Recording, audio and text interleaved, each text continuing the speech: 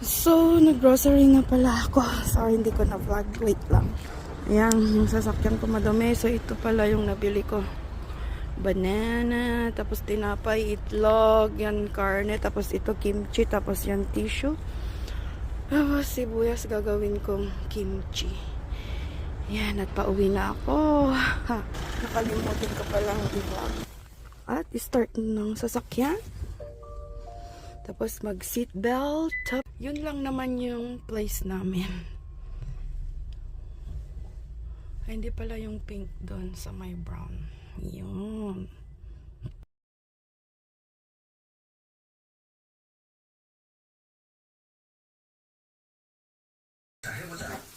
Ayan, yung binili ko kanina. Tapos itong saging. Tapos may lettuce. Ayan, nanonood si Nuri ng TV. Kaya maingay. At may nagluluto dito. Yung daughter ko, nagluluto ng carrots. Bibimbap. Gagawa siya ng bibimbap. Tapos, ganyan lang yung bibimbap. Gisa-gisa lang ng konti, pero konting oil lang para healthy. Carrots, tapos zucchini, onions. Tapos, lagyan niya ng olive oil. Ganun, konti lang. Tapos, stir, stir, stir. Ganyan lang pala. And then, I'm cooking. Ito pa pala. Gagawa siya ng kung namun. Right? Yeah. So, cold water. Yes. Okay, see you mamaya pagtapos na.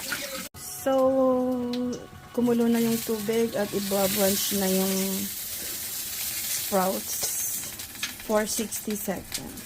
Yeah. And then, my egg. Tapos may egg dun sa kabila. Ayan, yummy.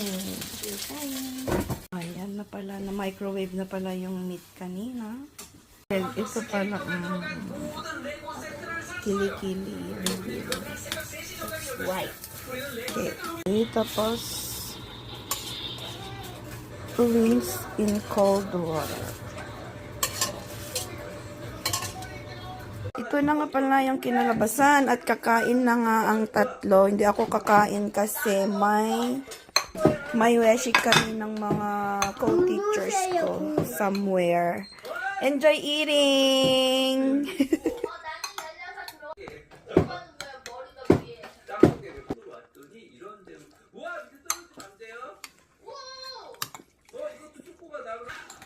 Manso na chicken. Okay.